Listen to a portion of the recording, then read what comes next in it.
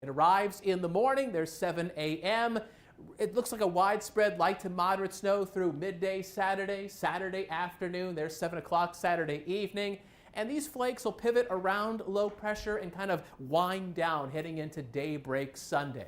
There is still a lot of uncertainty on how much snow we're going to get on Saturday, but a side-by-side comparison of 4 computer models have varying totals. I tend to think we're going to fall in the 1 to 4 inch range across most of the area, and I stress most of the area because there might be some higher totals up into Door County, and I think the lower totals are more likely to happen across central Wisconsin. Those numbers that are spat out by the different computer models, they may adjust quite a bit between now and Saturday morning, so we'll give you first alert updates on how much snow we're going to get on Saturday. So there it is, your first alert Super 7-day forecast. 40 today, and then clearing out Friday with a high of 38. The downward trend in temperatures continues into the weekend. 31 with some snow on Saturday, 1 to 4 inches for most folks. And then Sunday, a high of 28. Wind chills will be in the teens with a blustery west wind. And as I wrap up weather here, I want to make sure you know what the forecast is like for all you Packer fans heading to Chicago.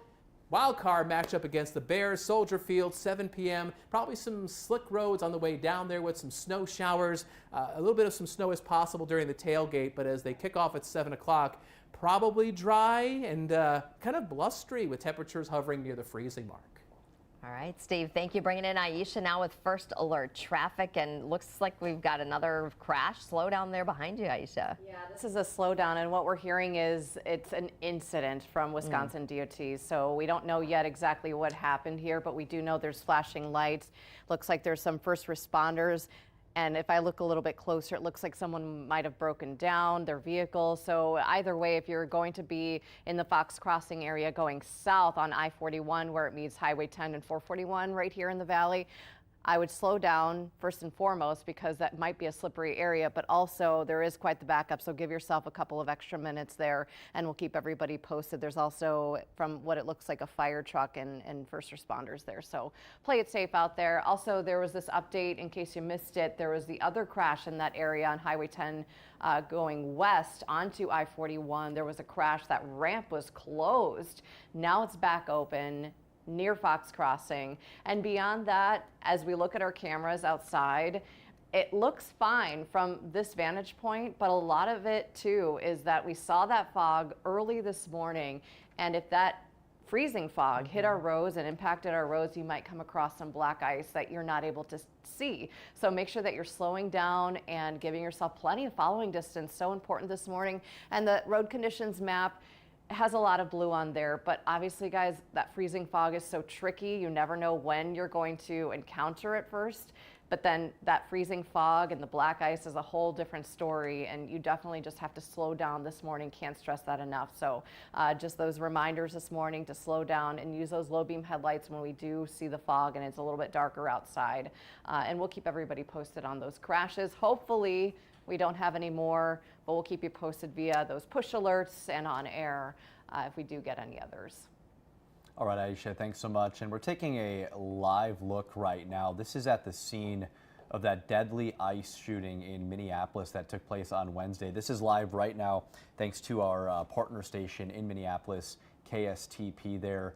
And you can see dozens of protesters there beginning to gather as a member of the press steps in front of the camera right there right now. But this is continuing to happen right now as we're expecting another busy day of coverage following this, Tammy. And we also know that Minneapolis area schools there, they've canceled classes for the rest of the week out of an abundance of caution.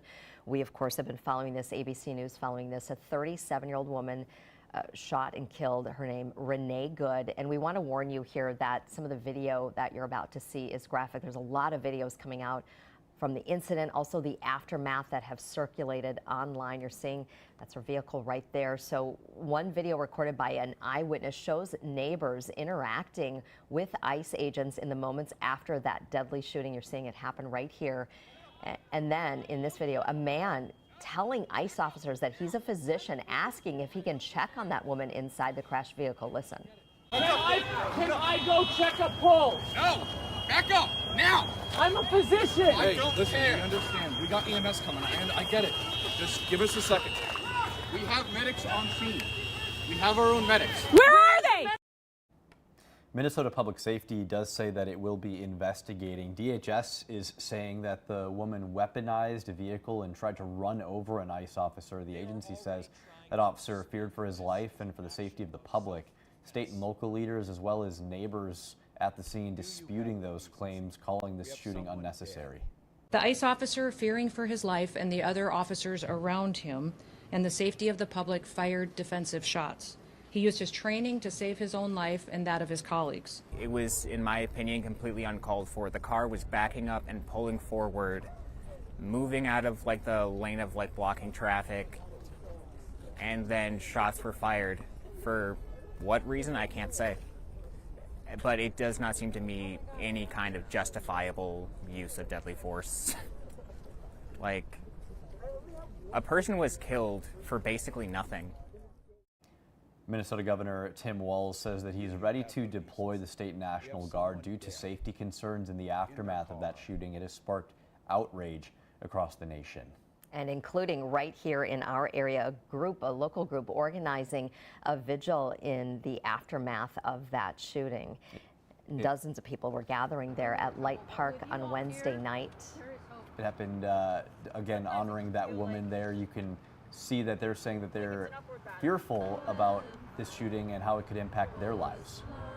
The woman was doing a job similar to what I am doing out here tonight, and she was shot for doing that. And I think this sort of thing is just going to keep happening unless somebody puts a stop to it. And the only way you can put a stop to it is by abolishing that agency. We will continue to follow this story throughout the day, both on air and online at WBAY.com. And you can also watch on the WBAY app on Roku as well. So lots of ways to get that coverage as we continue to follow this very big national story taking place.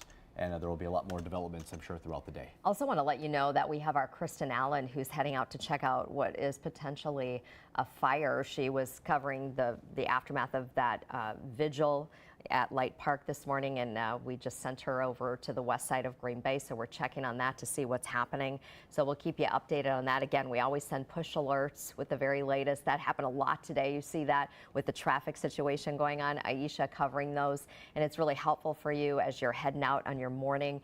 So we try to be there for you and give you those first alerts. And make sure to join Steve as well on Action 2 News from our First Alert Digital News Desk. He'll be bringing you a weather update on this First Alert Weather Day. Of course, we're dealing with all of that freezing fog this morning, and then that's going to be turning into rain later today before that snow hits again this weekend. So he'll have an update for you there that takes place around 8:30. You can get that on our WBAY app as well and on our website. So make sure to follow along and have a wonderful Thursday, everybody. We'll see you right back here tomorrow.